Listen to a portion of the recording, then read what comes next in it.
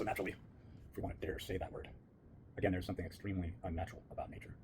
A pre-scripting, a hard wiring, and again, a blank slating through the convex and concave illumination, non-Euclidean spherical mathematics, if you will, the circumpunct, a priori and a posteriori, not to forget synthetic a priori. We get into our world, our Weltanschauung, Krieg, our Weltbild, the world before us, the world as our representation, the world around us, and the experiential, cognitive, tactile aspect to reach out, to touch, to say, this is true, this is factual, this is actual, this is my world, this is my sensation, right? A really good representation by Kurt Mongol, Theories of Everything. I don't know if he made it contingently public because of my negative refraction that he was only exposing this particular discussion with Dr. Michael Levin, 2 members, but I appreciate you, Kurt. I know that like-minded people come from far different areas where they had to sort of get a certain notional aspect out of their, they had to work through systemization and work through any insecurities and any genetic junk, i.e. to go through some sort of programming, schooling, some sort of endeavor in life where they exhausted the falsified self and said, that's what my family wanted me to do. That's what the projection of what I should be was. But left at the end of the day is this empty straw man, right? That is still perplexing over the fundamental ontological, epistemological aspects of what the fuck is going on here. And that's what I've been in awe of my entire life. I've been silently looking out as the observer. Even the observer that is in awe, mystified by, what Nietzsche even says is, I did this, I could not have done this, right? I could not have done this. So we get into the objective, the subjective, but there's more, isn't there? Because there is this latent aspect to ourselves that creates this divide between the male and the female component. And most people are so heavily indoctrinated in this that they will not even go there unless it became a popular notion. But I'm telling you that it is a popular notion. I believe that what Peter Thiel, Elon Musk, going into Gary Nolan, whether they've actually, Jacques Vallée's Invisible College, these pseudo quasi-elitists, I believe what's really happening here is that through a thelemic sun-worshipping Kabbalistic measure, going back to the Ophites, looking at the Freemasons, looking at Hiram Abiff, looking at the one who could put together and procure and teach the perfect structural joint system, right? That only the highest-minded individual would be able to understand and replicate, right? We're talking about the adjoining of a structural component and understanding this field representation, a lot of things that Randall Carlson gets into, a lot of the things that are suggested through ley lines, if you will, torsion field energy, and how these junction points, one may consider all effects of the rotary action of a planetary body in orbit, the conditional, zodiacal aspects, even retrograde, and many other, again, very purposicacious pursuits as to exactly over time and eras and repeat over aeons, how this structure, how high the structure needs to be, where the structure needs to be constructed, on which day, at which time of the procession, down to an exact measure. And even more so, that this foretelling, this foreboding knowledge would, through this conductive connectivity, would remake itself. That this intelligence bounces off almost like a Doppler radio signal, bounces through the field around us, abounding, and will eventually hone in on the rightful subject, the Hiram Abiff, and that this Hiram Abiff will further be sacrificed, and the knowledge will be recirculated throughout this brotherhood. So much so that we get into Tartaria and the taking down of these giants, or what seems to appear, and maybe a misnomer or a moniker, a false moniker, a beacon that's being raised, is that these inhabitants, Hyperboreans of the inner earth, are actually under attack by this Freemasonic organization that is poisoning them, for lack of a better, because we don't have the information, right? That this backward engineering of these UFOs, this non-human biological intelligence, which David Grush stood behind. He's also been, I don't know if Red Panda Koala and Tupa are, that was shouted out and mentioned by Stephen Greer, where Jesse Michaels, through his Peter Thiel connections, was obviously rolling Greer, who went silent about 6 months ago, rolling him under the bus, connecting him to not only homosexual origins, but also to, you have to look into this, it's quite interesting. And, the whole field went silent. He was forced to go silent, and then now he's been disrupted back into, some say, Mossad activity. Jason Reza Georgiani has been accused of this, right?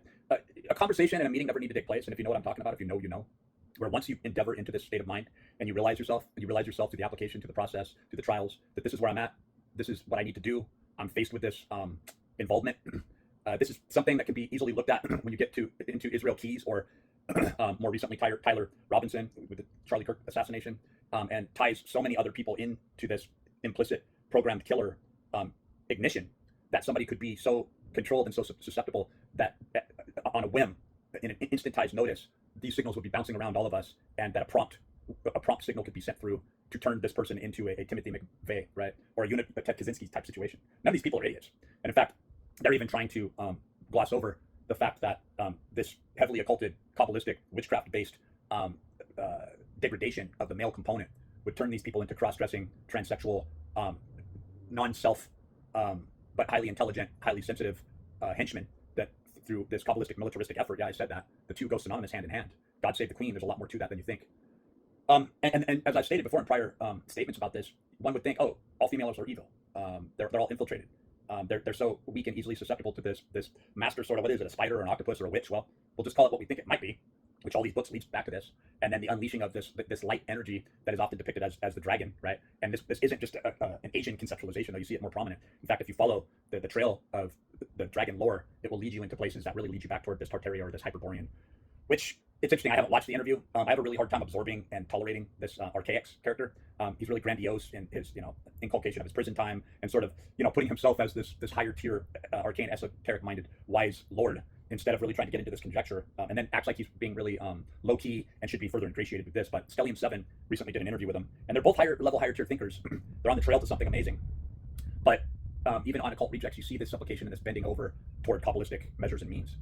With the study of calendric zodiacal implements, junction points, you see this with Stellium 7. It's no shaming, but he takes his daughter along with him around the world, and really all of this information is what all this hacking and all this understanding of instant petrification. And I believe he's like a chiropractor as well, a highly educated, perspicacious, again, multi-tiered, multifarious minded individual, and that's what it ends up going toward, right? This inculcation toward the female or the feminine mind, right? When are we going to put so much effort into the Übermensch? When are we going to try and resurrect and ignite and bring about this higher tier thinker that Nietzsche talks about, where it's not the physical prominence of a superman, that it is not somebody who blindly goes into these Ivy League schools and can easily be controlled and told what to think, but somebody that literally rises out of the ashes of the underground man, Dostoevsky's underground man, and emerges as the phoenix that will not be hushed, will not be silenced, and will ignite this campaign that the far right is trying to pretend they're doing. Now, I do see implications, and it may be a false flag, it may be a false moniker toward these esoteric traditions, but I do see a biting back beginning to occur. It happened with Alex Jones when he fired, it was Owen, I can't remember his last name, but I've listened to him so many times, and